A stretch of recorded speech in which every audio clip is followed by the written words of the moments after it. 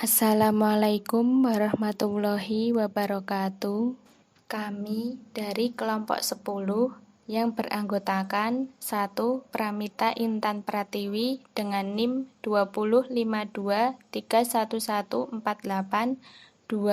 Nanda Ika Salsabila dengan NIM 205231149, 3. Naziroh Mahastin Nur Cahyaningsih dengan NIM 205231150, 4. Sultan Rafif Naufal dengan NIM 205231160.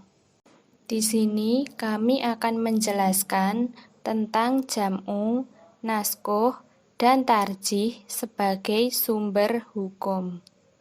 1. Jam'u. Pengertian jam'u. Secara bahasa, al-jam'u berasal dari kata jama'ah yang bermakna menggabungkan beberapa hal. Sedangkan al-jam'u sebagai metode dalam mengkompromikan dua dalil yang kontradiksi, didefinisikan oleh para ulama. Para ulama menjelaskan bahwa metode ini merupakan metode yang sangat penting dalam proses istinbat hukum. Dan karenanya, metode ini lahirlah suatu kaidah fikih. Syarat menggunakan jam'u.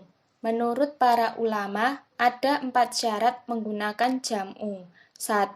Masing-masing dua dalil yang disepakati kehujahannya. 2. Proses al-jam'u antara dua dalil menggunakan metode takwil. 3. Orang yang melakukan al-jam'u haruslah termasuk orang-orang yang telah memenuhi syarat untuk bolehnya berijtihad. 4.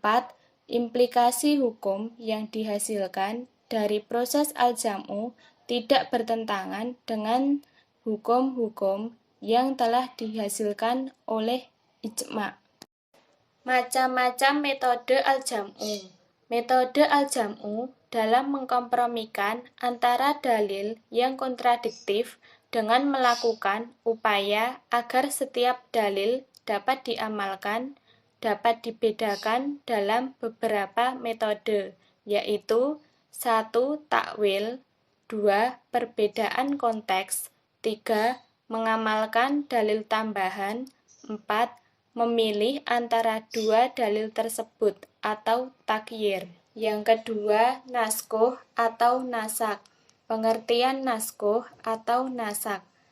Nasak menurut bahasa merupakan membatalkan atau menghapuskan. Nasak menurut istilah merupakan membatalkan suatu hukum dengan dalil yang akan datang kemudian. Jadi, nasak adalah menghapus hukum syar'i dengan dalil syara' yang datang kemudian. Syarat-syarat nasak. Syarat-syarat nasak antara lain: 1. Nasik harus terpisah dari mansuk. 2. Nasik harus lebih kuat atau sama kaitannya dengan mansuk. 3. Nasik harus berupa dalil syara'. 4. Mansuk tidak dibataskan kepada sesuatu waktu. 5. Mansuk harus hukum-hukum syara'. Macam-macam nasak. Macam-macam nasak antara lain: 1. Naskur rosmi wa baqaul hukum. 2. Naskul hukmi wa baqaur rosmi. 3. Nasakulam roinima. 4. Naskus sunnah bil kitab. 5. Naskus sunnah bis sunnah. 6. Nasak Al-Quran dengan as-sunnah. 7. Nasak Al-Quran dengan Al-Quran. Yang ketiga, tarjih. Pengertian tarjih. Secara etimologis, kata tarjih berasal dari kata dasar rojaha, yang berarti berat atau lebih. Secara terminologi, mempunyai banyak pengertian yang berbeda-beda. Salah satunya dari usul fikih. Perbedaan ini disebabkan karena perbedaan pendapat mereka mengenai eksistensi. Syarat-syarat tarjih. Syarat-syarat tarjih ada 3, yaitu yang pertama, sama dalam satu martabat.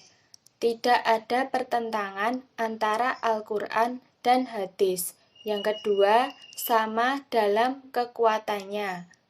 Beberapa hadis yang hendak diunggulkan atau tarjih tidak berlawanan antara hadis mutawatir dengan hadis ahad. Yang ketiga, kedua-duanya menetapkan suatu hukum yang satu waktu dan tempat, karena pada dasarnya tarjih adalah cabang dari pertentangan antara dua hukum. Hukum tarjih. Hukum mengamalkan dalil yang tarjih adalah wajib, sedangkan mengamalkan yang marjuh di samping adanya yang rajih tidak dibenarkan.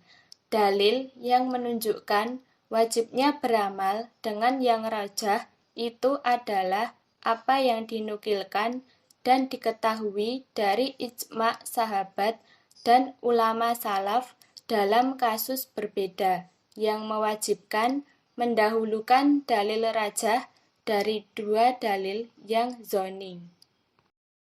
Cara pentarjihan. Cara mentarjih hadis yang berlawanan dapat ditinjau dari 3 hal, yaitu 1. Tarjih ditinjau dari segi sanad. 2. Tarjih ditinjau dari segi mantan hadis. 3. Tarjih ditinjau dari segi kandungannya. Sekian penjelasan dari kelompok kami, kurang lebihnya mohon maaf. Terima kasih. Wassalamualaikum warahmatullahi wabarakatuh.